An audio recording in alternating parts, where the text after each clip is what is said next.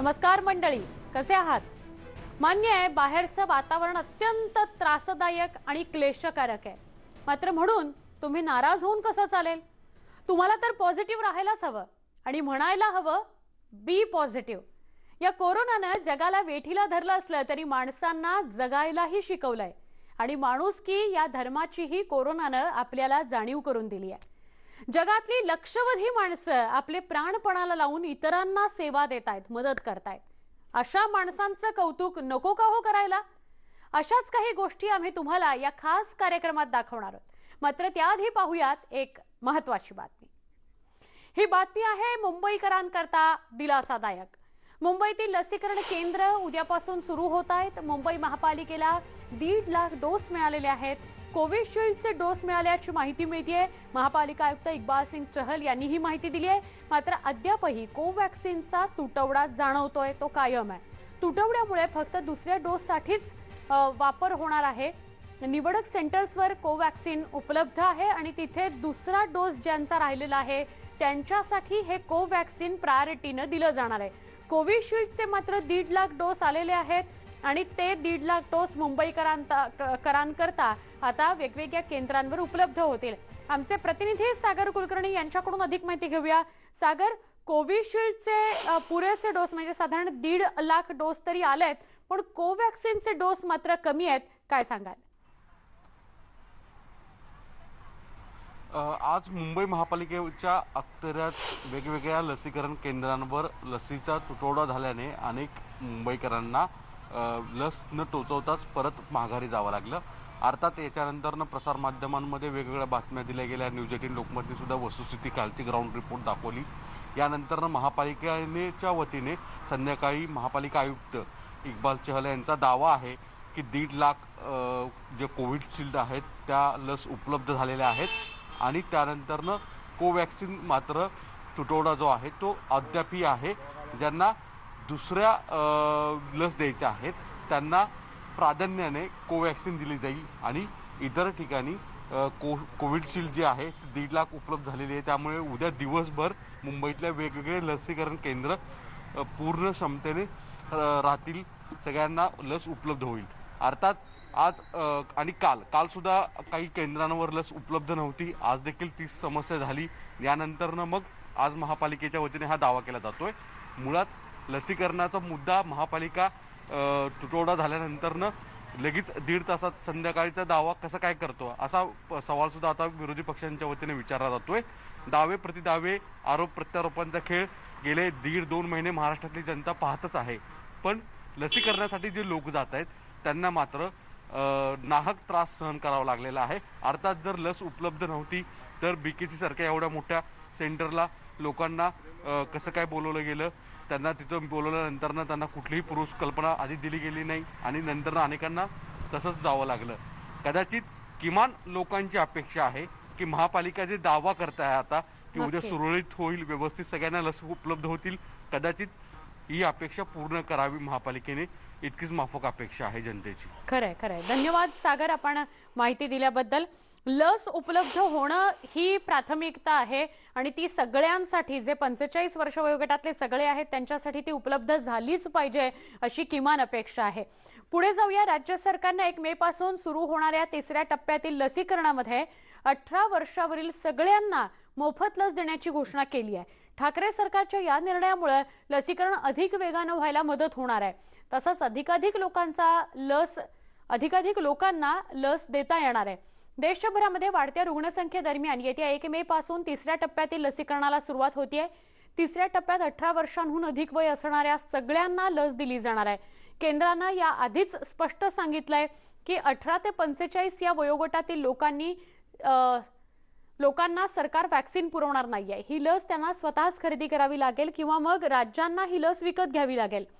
अशा संकट काळामध्ये राज्य सरकारने 18 वर्षावरील सगळ्यांना मोफत लस देण्याची घोषणा केलेली आहे. मागच्या कॅबिनेटमध्ये या विषयावर चर्चा झाली होती. सर्वांमध्ये एक मत झाला होता की कुठेतरी आपण आपल्या या राज्यातल्या प्रत्येक नागरिकांना मोफत लवकरात लवकर वॅक्सिन द्यायचं आहे. त्या बाबतीत मुख्यमंत्रीचा होकार होता. उपमुख्यमंत्री महोदयांनी कालच जाहीर केलेलं आहे की या महाराष्ट्रामध्ये प्रत्येक नागरिकाला 18 वयोगटाच्या वरच्या आम्ही मोफत त्यांचा व्हॅक्सिनेशनचा कार्यक्रम घेऊ आणि लस खरेदीसाठी जागतिक टेंडर बोलून जे चांगलं लस असेल स्वस्त दरात आम्हाला उपलब्ध करून देईल. महाराष्ट्र सरकार आपल्या तिजोरीतून हा कार्यक्रम हाती घेणारच आहे आणि लवकरच लवकर त्या बाबतीत टेंडर काढण्यात येणार आहे. ऑक्सिजन तुटवड्यावर एक महत्त्वाची बातमी आहे. MV हे नाम 86 जहाज गुजरातमध्ये पोहोचलेलं आहे. कच्छ कांडलातल्या दीनदयाल पोर्टमध्ये हे पोहोचलेलं आहे. जहाजात ऑक्सिजन सिलेंडर्ससाठी आवश्यक स्टील ट्यूब्स आहेत. जहाजाला नांगरण्यासाठी दिलेलं आहे. सर्वोत्तम प्राधान्य केंद्रीय राज्यमंत्री मनसुख मांडवीय यांनी ही माहिती दिलेली आहे. ऑक्सिजन तुटवड्यावरची ही बातमी आहे. MV हे नाम 86 हे जहाज गुजरातमध्ये पोहोचलेलं आहे. कच्छ कांडला दीनदयाल पोर्टमध्ये ते दाखल झालेलं आहे. जहाजाला नांगरण्यासाठी प्राधान्य दिलं गेलंय.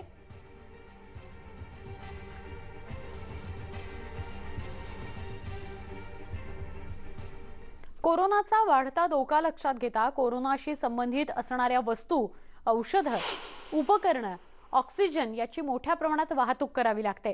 याला खर्चही फार येतो. मात्र आता ऑल इंडिया मोटर ट्रान्सपोर्ट काँग्रेसनं मदतीचा हात पुढे केलाय. त्यामुळे ही ऑक्सिजन आणि कोरोनाशी संबंधित असणाऱ्या वस्तूंची वाहतूक मोफत करण्यात येणार आहे. All India motor transport Congress जो कि देश की एपेक्स बॉडी है, जिसके साथ में 90 लाख वाहन पूरे देश भर के जुड़े हैं और 3500 देश भर की, राज्य की, जिला की संस्थाएं जिसके साथ में जुड़ी हैं, अपनी जिम्मेदारी को और मानवता को आगे रखकर इस कठिन समय में देश के 130 करोड़ नागरिकों के साथ में खड़ा है. और हम अपनी सेवाएं networking of the transportation, storage, distribution, oxygen cylinders की और कोविड रिलीफ मटेरियल की हम ये सेवा उपलब्ध, किसी को भी कहाँ पर भी जरूरत हो तो इसके लिए हम तत्पर हैं, हाजिर हैं. और ये सेवा जो कि फ्री ऑफ कॉस्ट मुंबई और नासिक में ऑलरेडी शुरू हो चुकी है. और यही संदेश है कि हम 130 करोड़ जनता के साथ, देश के साथ इस कठिन परिस्थिति में AMTC साथ में खड़ी है. देशात कोरोना रुग्णांच्या संख्येत सातत्यानं वाढ होते. सगळ्या यंत्रणा रुग्णांना दिलासा देण्याकरता पुढे सरसावलेल्या आहेत. नौदलही लक्षद्वीप बेटावर वैद्यकीय सामग्री पोहोचवण्याकरता पुढे सरसावलंय. नौदलाची INS शारदा जहाज कोची इथून oxygen cylinders, corona test kits, PPE kits आणि इतर वैद्यकीय साहित्य घेऊन लक्षद्वीपला रवाना झालेली आहे. लक्षद्वीप बेटावरील नागरिकांना वैद्यकीय साहित्याची कोणतीही कमतरता राहू नये याकरता लक्ष दिलं गेलंय.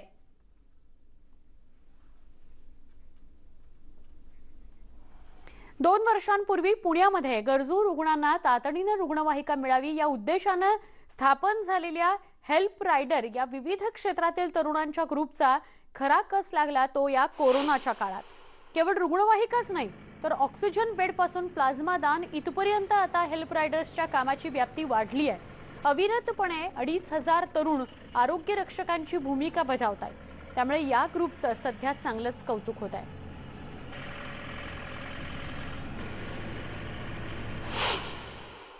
कोरोना काळामध्ये मागच्या वर्षी आम्ही बरंचसं काम केलं, बऱ्याच जणांना प्लाझ्मा बेड अवेलेबल करून दिले. पण आता दुसरी जी लाट आहे ती फार वाईट आलेली आहे. त्याच्यामध्ये इतकं बेड भेटत नाही, व्हेंटिलेटर भेटत नाही, प्लाझ्मा मिळत नाही आणि अनेक रुग्णांना मदतीची एक गरज आहे. पण आपण प्रशासन म्हणून कमी पडतोय. मंडळी, एकीचं बळ ही अशी एक गोष्ट लहानपणी होती. एकीचं बळ आपल्याला अनेक संकटांवर मार्ग काढायचं बळ देतं. चंद्रपुरामध्ये काही नागरिकांच्या पुढाकाराने आणि एकत्र येण्यामुळे एक मोठा उपक्रम राबवण्यासाठी मदत झाली आहे. शहरातील युवकांनी एकत्र येत शासकीय कोविड रुग्णालयामध्ये रोज जेवणाचे डबे तयार करण्याचा आणि ते पोहोचवण्याचा उपक्रम राबवलाय. या उपक्रमाला मोठा प्रतिसाद लाभतोय. एकीकडे कोरोना रुग्णांच्या तब्येतीची काळजी आणि दुसरीकडे त्यांच्या भुकेचा प्रश्न. यावर उत्तर म्हणून या युवकांनी एकत्र येत रुग्णांच्या नातेवाईकांची एक अडचण दूर केली आहे आणि त्यांच्या जेवणाची व्यवस्था करण्याचा उपक्रम हाती घेतलाय. भीषण संकट चंद्रपुरावर आहे. सगळ्या आरोग्य व्यवस्था कोलमडलेल्या आहे. असंख्य रुग्णांना बेड मिळत नाही आहे. रुग्ण दवाखान्यात दाखल आहे. पण सगळ्यात मोठा प्रश्न आहे की जिल्ह्याभरातून येणारे जे त्यांचे नातेवाईक आहे त्या नातेवाईकांचं काय करायचं. त्यांना सगळं बंद आहे. रेस्टॉरंट्स बंद आहे, खानावळी बंद आहे. अशा परिस्थितीमध्ये नातेवाईकांची प्रचंड उपासमार होते आहे. हे आमच्या काही मित्रांच्या लक्षात आलं आणि आम्ही काही मित्रांनी एकत्र येऊन इथे सरकारी दवाखान्यामध्ये असणारे जे नातेवाईक जे बाहेर उघड्यावर बसले आहेत त्या सगळ्यांच्या जेवणाची व्यवस्था तरी आपण किमान करू शकतो का एवढा विचार मनात आला आणि हे सुरू झालं.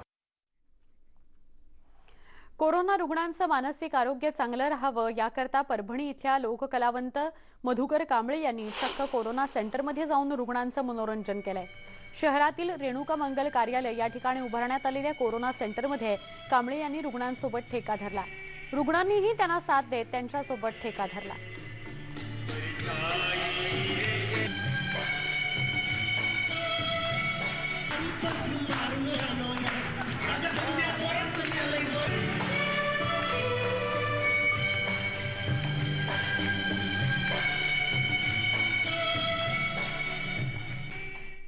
व्यक्ती तर व्यक्ती, मित्रांचा ग्रुप किंवा काही संस्था पुढे येत आहेत आणि आपण माणूस आहोत. समोरच्या माणसाला भले तो कोरोना पॉझिटिव्ह असेल तरी त्याला मदत करणं गरजेचं आहे. त्याच्या नातेवाईकांना मदतीला उभं राहणं गरजेचं आहे. हा एक खूप चांगला सकारात्मक संदेश ते पोचवत आहेत. माणुसकी जपणं या काळामध्ये नितांत गरजेचं झालेलं आहे. स्वतःला जपा पण माणुसकी मात्र हरवू देऊ नका इतकं मात्र नक्कीच सांगणं आहे. एक छोटासा ब्रेक, लगेच भेटू. पहा फक्त न्यूज 18 लोकमत.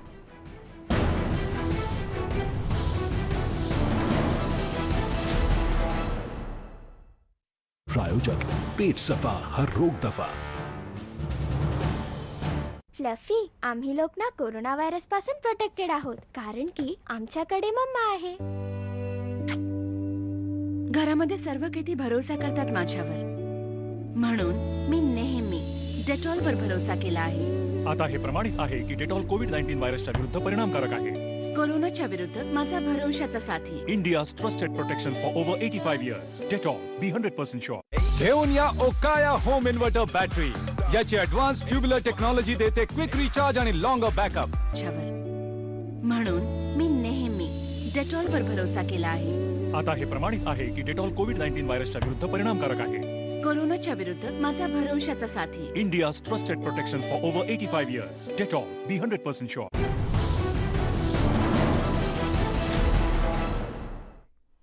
बी पॉझिटिव्ह या कार्यक्रमात पुन्हा एकदा स्वागत. कोरोनाला हरवण्यासाठी आता सुमारे 30 सेवानिवृत्त लष्करी जवान मैदानात उतरले. मनमाडजवळ असलेल्या ऑइल कंपन्यांमधील इंधन डेपोमध्ये दिवसभर सिक्युरिटी गार्डचं काम करायचं आणि संध्याकाळी रस्त्यावर उतरून ते सेवा देत आहेत. ही सेवा ते विनामूल्य देत आहेत. आम्ही सैनिक आहोत आणि देशसेवा आमच्या रक्तात आहे असं त्यांचं म्हणणं आहे. या लष्करी जवानांशी संवाद साधला आमचे प्रतिनिधी बब्बू शेख यांनी. देशभरात कोरोनाने थैमान घातलेला आहे. त्या याला आटोक्यात आणण्यासाठी केंद्र शासन असो किंवा राज्य शासन आटोकाट प्रयत्न करत आहे. राज्य शासनाने कडक निर्बंध लावलेले, नागरिक तरी सुधारायला तयार नाही आहे. अद्यापही अनेक नागरिक नियमांचं उल्लंघन करून बाहेर पडत आहे. अशा नागरिकांना अंकुश लावण्यासाठी पोलीससोबत सेवानिवृत्त जवान काम करत आहे. माझ्यासोबत काही सेवानिवृत्त सैनिक आहे जे विनामोबदला काम करत आहे. ते काय काम करतात ते पोलिसांच्या खांद्याला खांदा लावून काय करताय त्यांच्याकडून जाणून घेऊया. भाऊ, काय करताय तुम्ही? मी सशस्त्र भारतीय सेनेतून सेवानिवृत्त सैनिक असून आता 17 वर्ष सर्व्हिस करून सेवानिवृत्त झालेलो आहे. यावर्षी जो कोरोनाचा वाढता प्रादुर्भाव झालेला आहे सर्व ठिकाणी आमच्या शहरामध्ये, राज्यामध्ये, देशामध्ये सगळीकडंच म्हणजे एकदम बिकट परिस्थिती तयार झालेली आहे. तर अशा परिस्थितीत आम्हाला पोलीस प्रशासनाकडून त्यांच्याकडं पुरेसं मनुष्यबळ नसल्याकारणाने त्यांनी आम्हाला आवाहन केलं की तुम्ही आमच्याबरोबर थोडंसं आम्हाला मदत करा काही गोष्टींनी. तर याच्यातून आम्ही मनमाड शहरातले जे कमीत कमी 30 ते 35 माजी सैनिक आहेत तर हे आम्ही त्यांना मदतीचं त्यांना आश्वासन दिलं.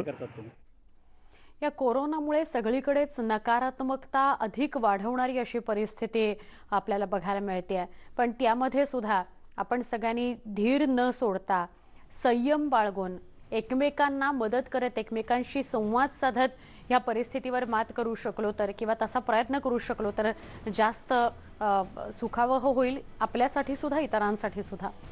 कोरोनाचे नियम मात्र आपल्याला पाळावेच लागतील. आपल्याला कुठल्याही परिस्थितीत मास्क वापरायचा आहे आणि सोशल डिस्टन्सिंग सुद्धा पाळायचं आहे. या कार्यक्रमामधून जाताना फक्त बी पॉझिटिव्ह एवढंच म्हणेन. पहा फक्त न्यूज 18 लोकमत.